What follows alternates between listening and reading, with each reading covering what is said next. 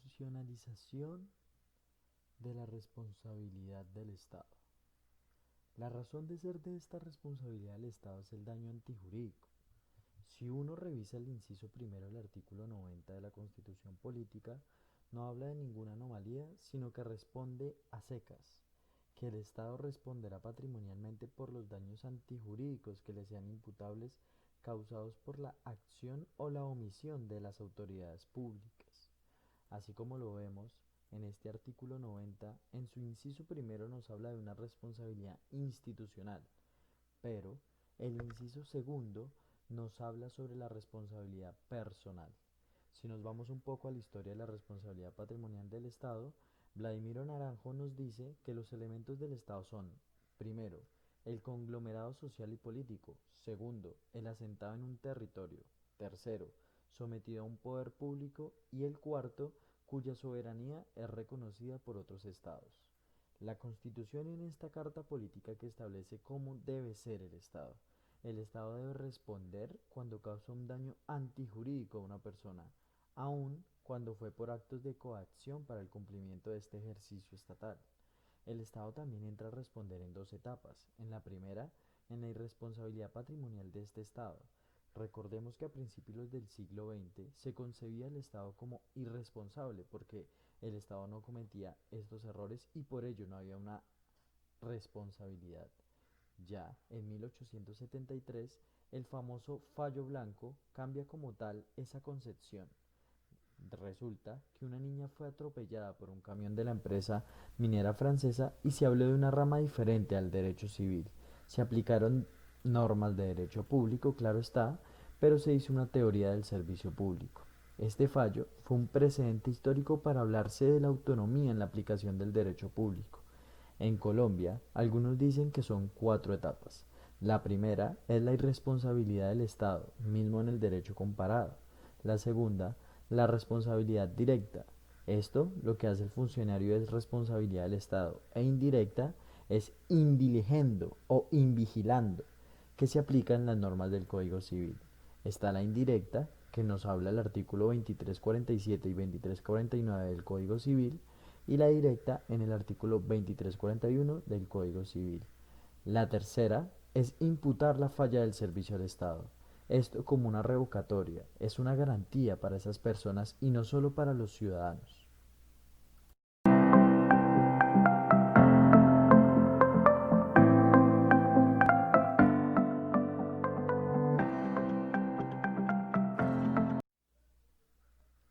Estudio de los sistemas de la responsabilidad. Ahora bien, viene el estudio de los sistemas y este estudio de los sistemas se clasifica en dos. El primero es el sistema objetivo, el segundo es el sistema subjetivo. Estos son los dos sistemas y las mismas explicaciones del derecho civil da la diferencia más importante del sistema objetivo y subjetivo, y es que en este último se estudia la culpa y en el objetivo no se estudia. Esto es desde la órbita del derecho civil, pero en el derecho público, específicamente en la responsabilidad patrimonial del Estado, no se habla de culpa, sino se habla de falla del servicio. En el derecho civil, el sistema objetivo, hay una presunción de culpa, pero en el derecho público no se puede hablar de esta presunción de culpa, sino de una presunción de responsabilidad. Cuando se habla de presunción de responsabilidad, no significa que se exonera la carga de la prueba con el primer elemento constitutivo de responsabilidad, que es el daño antijurídico. Significa entonces que tanto el sistema subjetivo como el sistema objetivo se debe estudiar siempre el daño antijurídico, que es el primer elemento constitutivo de responsabilidad. La falla de servicio es propia del sistema subjetivo, pero la pregunta es, ¿cuáles son los títulos jurídicos del sistema objetivo? La respuesta es muy simple, es el daño especial y el riesgo excepcional. El daño especial se da por la ruptura de igualdad en las cargas públicas y el riesgo excepcional son los daños provenientes de actividades peligrosas. La diferencia a simple vista del daño especial y riesgo excepcional parece muy fácil, pero estos actos de terrorismo hay una gran diferencia, porque en el daño especial jamás se va a estudiar las actividades peligrosas, pero en el riesgo excepcional sí las estudia. Manejar un vehículo, cambiar una luz, etcétera. Hay una actuación ajustada a derecho pero que ocasiona un daño antijurídico. Entonces, si está ajustada a derecho, ¿por qué entra a responder? La respuesta es porque ocasiona un daño, pues antijurídico. Entonces, ¿por qué hay una dificultad en relación de riesgo excepcional en casos de terrorismo? Pues porque el Consejo de Estado ha responsabilizado por medio de riesgo excepcional y no por las actividades peligrosas, sino también por una prestación de servicio público. Un ejemplo muy claro es el Estado cuando crea un CAI de policía al lado de un colegio y viene un guerrillero y lanza 3 granadas y 2 o 3 niños fallecen. Entonces podemos acá responsabilizar al Estado por un daño especial o por una falla de servicio, por un riesgo excepcional. Es muy simple. Si es riesgo excepcional, pues porque el Estado creó el CAI al lado de un colegio. Entonces creó un riesgo para la sociedad, específicamente al colegio. Un magistrado realizó una dura crítica diciendo que el Consejo de Estado está realizando un gran error inculpando al Estado sin examinar como tal un nexo causal. El párrafo primero del artículo 90 de la Constitución nos habla sobre que el Estado responderá patrimonialmente por los daños antijurídicos que le sean imputables, también causados por la acción o la omisión de las autoridades públicas. Este es ubicado en el sistema objetivo y subjetivo, es decir, admite las dos. Un ejemplo puede ser que una señora conduce un vehículo de la alcaldía y pasa un semáforo en verde, pero accidenta a una persona. ¿Esa persona sufrió un daño? Claro está, sufrió una lesión. ¿Es un daño antijurídico? Si no, es un deber jurídico que tiene que soportar, es cierto. Entonces, ¿cuál sería el medio de control? La respuesta es que existe un hecho administrativo, por lo cual el medio de control es una reparación directa. Pero ¿cuál es el título jurídico de esta imputación? No es falla de servicio, por supuesto, porque en ella pasó el semáforo en verde, así que no hubo como tal una negligencia. Sería riesgo excepcional debido a que ésta está ejerciendo una actividad peligrosa.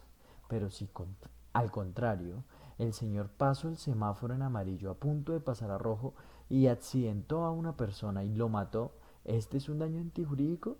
De hecho, sí, y es un hecho administrativo, por lo tanto es una reparación directa. Pero ¿cuál sería el título jurídico en la imputación? Entonces, ya en este caso sería falla del servicio, por lo que conduciendo pasó el semáforo en amarillo a punto de cambiar a rojo y causó una negligencia del servidor público conduciendo.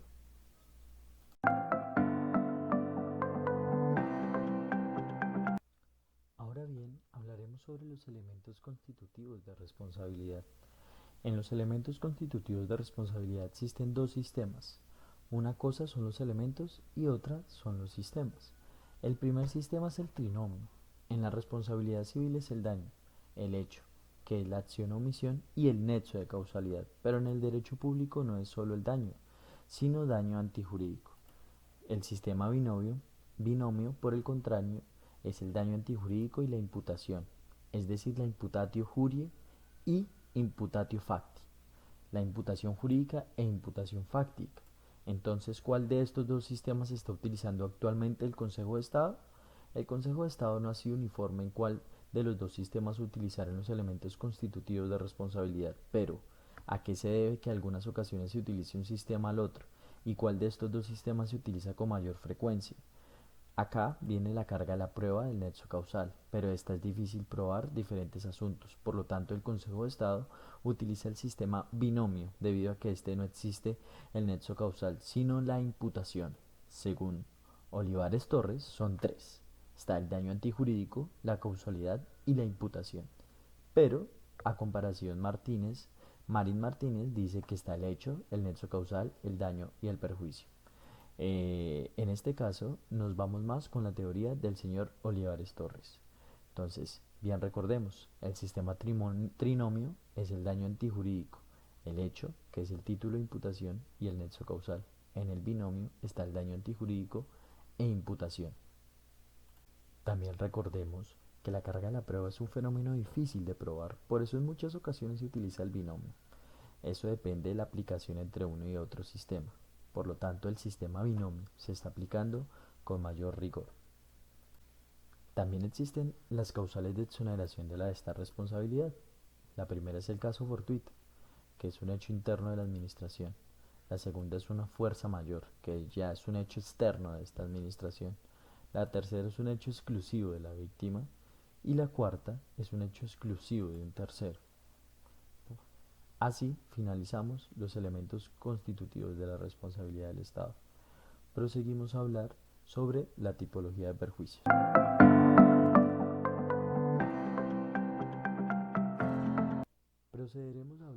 sobre la tipología de perjuicios.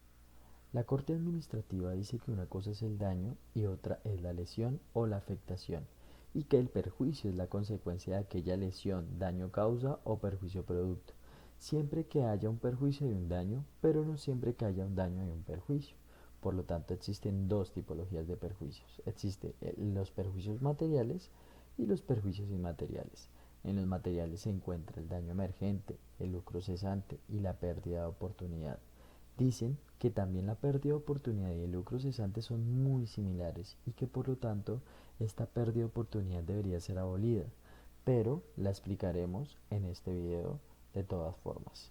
En los perjuicios inmateriales existen los perjuicios morales, el daño a la salud y la afectación de bienes amparados. Enrique y Botero explica que por qué se elimina la responsabilidad patrimonial del Estado y la alteración de vida y relación, pero sí existe para la jurisdicción ordinaria. Hablaremos sobre los perjuicios materiales. El daño emergente son los gastos que se haya incurrido o que se va a incurrir a futuro en la víctima con ocasión del daño. El lucro cesante es la cesación de pagos o ganancias con ocasión del daño, ya sea presente o futuro, y la pérdida de oportunidad es la lesión que compromete una responsabilidad real o cierta de obtener un beneficio o evitar un detrimento. Esta se determina a criterio de un juez, claro está. De todos modos, en esta misma pérdida de oportunidad el afectado pierde la oportunidad o expectativa de conseguir un bien material o inmaterial. Esta oportunidad debe ser cierta, como ya lo habíamos mencionado, y real. En los perjuicios inmateriales existen también los perjuicios morales. Esto es una afectación moral y psicológica a la víctima directamente o también a su familia. Esto como tal es una afectación a la vida en relación, solo exige en la jurisdicción ordinaria.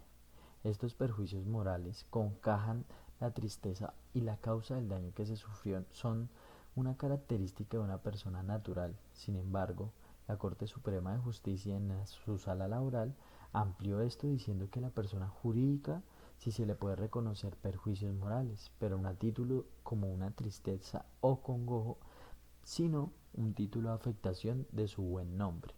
Los perjuicios morales no solo provienen de la muerte de un ser querido, también vienen de una pérdida de una cosa o por la muerte de un amigo, siempre que se apruebe la relación de afecto. Por lo tanto, hay unas etapas de reconocimiento para estos perjuicios morales. Está la etapa de reconocimiento, como bien lo dice, donde se solicita para que el juez lo reconozca. Luego está la tasación, que queda a discreción del juez, que son unas tablas para unas simples guías. Esto es un test como tal de proporcionalidad. No se puede aplicar para la tasación de los daños porque esta solo se da cuando hay un choque de principios. Sin embargo, muchos la solicitan para que se haga de tal manera. La tercera etapa es la etapa de liquidación, que es la suma total de estos perjuicios. Y así acabaría. El daño a la salud también podemos hablar que es una disminución física en ocasión del daño. Se incluye también la alteración para la vida o relación, ya claro está en el derecho público. También es una disminución física con ocasión del daño y se determina por término de partida, pérdida temporal o permanente. También incluye unas limitaciones que se tasan desde 2 salarios mínimos hasta 400 salarios mínimos legales vigentes. Esta alteración a la vida en relación debe ser externa y por eso la convierte en daño a la salud. Por último están las afectaciones a los bienes por la Corte, la constitución política en convencionalidad. Un ejemplo de ello puede ser la afectación a la dignidad humana.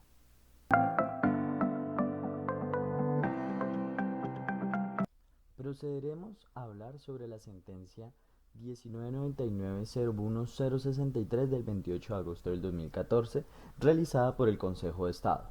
En dicha sentencia, su contenido se basa sobre la responsabilidad subjetiva que tiene el Estado por las graves violaciones cometidas a los derechos humanos y también las infracciones al derecho internacional humanitario. En esta se pueden ver ejecuciones extrajudiciales y también desapariciones forzadas ocasionadas por agentes estatales.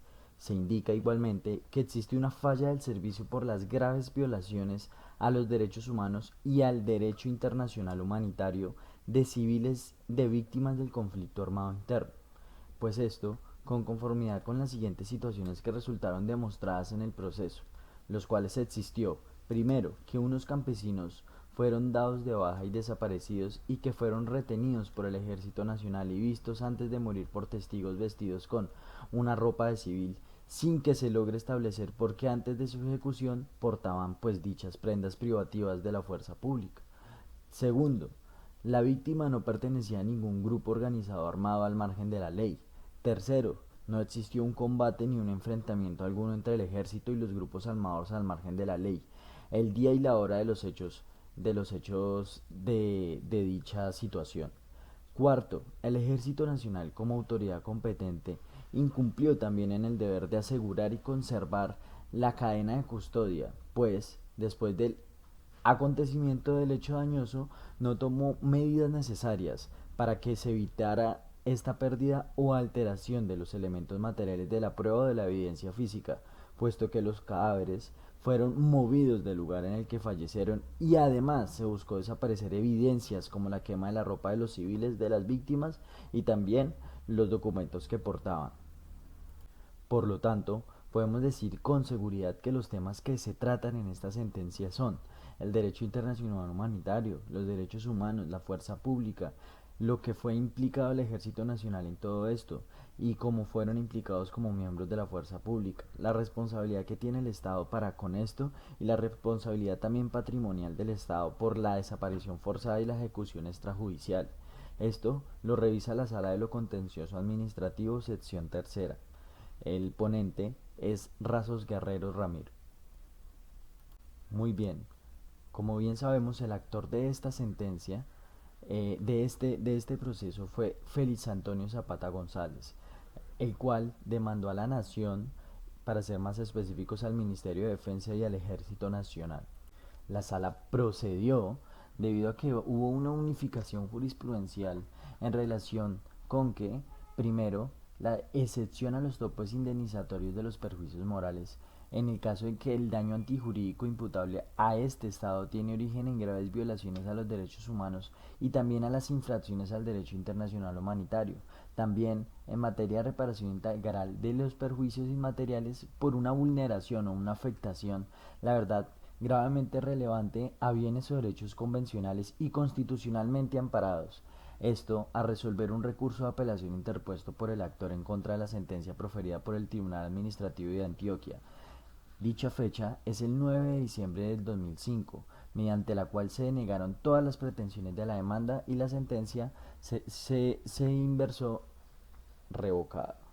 Para ser más específicos, la síntesis de este caso es que el día 27 de marzo del 97, aproximadamente a las 9 de la mañana, los jóvenes Heliodoro Zapata Montoya y Félix Antonio Valle Ramírez salieron de su casa muy normal, ubicada en la vereda Las Nieves del corregimiento de San José de Apartado, municipio de Apartado, Antioquia, que es una finca de su propiedad que busca unos productos para preparar una natilla, lo cual este llega tarde y en vista de que aún no regresaban los señores Alberto Antonio del Valle y José Elías Zapata Montoya, salieron en búsqueda, pero tampoco ellos retornaron. Al día siguiente, hacia las 5:30 de la madrugada, varios familiares fueron a buscarlos a la referida finca y encontraron que en el camino a varios miembros del Ejército Nacional, quienes les advirtieron sobre la peligrosa situación de orden público que se presentaba en ese momento en la zona a causa del enfrentamiento con la guerrilla, razón por la cual estos retornaron a sus casas. El día sábado, es decir, el sábado siguiente, los familiares de los ausentes madrugaron al lugar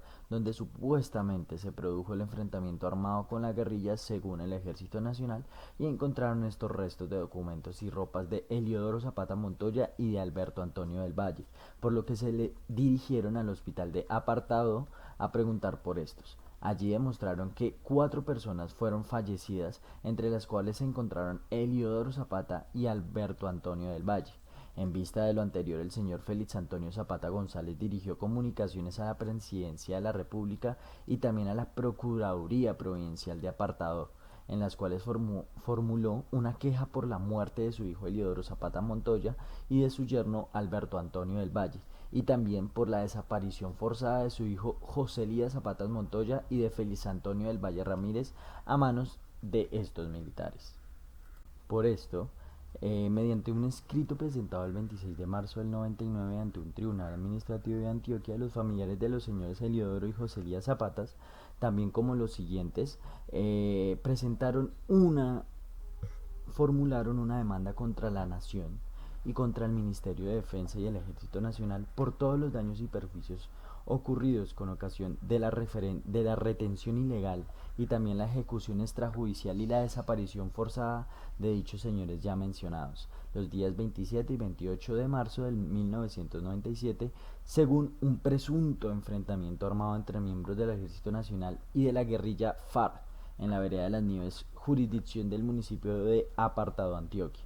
En este, pide que el Estado se condene y también condene a la nación del Ministerio de Defensa y al Ejército Nacional, por lo cual piden unos daños morales subjetivos y también unos daños materiales. Recordemos entonces que los daños morales subjetivos son aquellos que crean una profunda tristeza o congojo a los familiares por la muerte o la desaparición de estas personas. También en los daños materiales se encuentra el lucro cesante y el daño emergente. Recordemos que el lucro cesante es lo dejado de percibir por los familiares debido a la muerte y desaparición forzada a causa del Ejército Nacional de estos 4 señores. También hubo un daño emergente debido a que ellos, por la violencia del Ejército Nacional y los distintos frentes armados ilegales, se tuvieron que desplazar a la ciudad de Medellín, dejando a la deriva la inversión agrícola y ganadera que tenían en dicha finca. Por lo tanto, tienen que indemnizar este daño emergente a las distintas familias. Por último, en todas las sentencias se estudia si hubo la suficiente prueba de validez para asimismo demostrar en el caso en que en verdad el Ejército Nacional fue el responsable como tal de dichas atrocidades y si los medios de prueba en verdad tienen validez sobre dicho caso. En las distintas consideraciones de la Corte estudian los hechos probados que encontraron en este caso y que encontraron en la mañana del día de la tragedia y también versaron sobre el problema jurídico, que es la acreditación de la existencia del daño antijurídico que alegan los demandantes. Esto es indispensable para establecer si existe alguna acción u omisión imputable de manera jurídica en la entidad demandada que puede constituir una causa de una eficiencia del daño irrogado a los demandantes con la muerte de los señores Heliodoro Zapata y Alberto Antonio del Valle y la desaparición de los señores José Elías Zapata Montoya y Félix Antonio del Valle, ocurridos, como ya los dijimos, el 27 y 28 de marzo del 97 en dichas veredas, en el corregimiento de San José de Apartado, municipio de Apartado, Antioquia.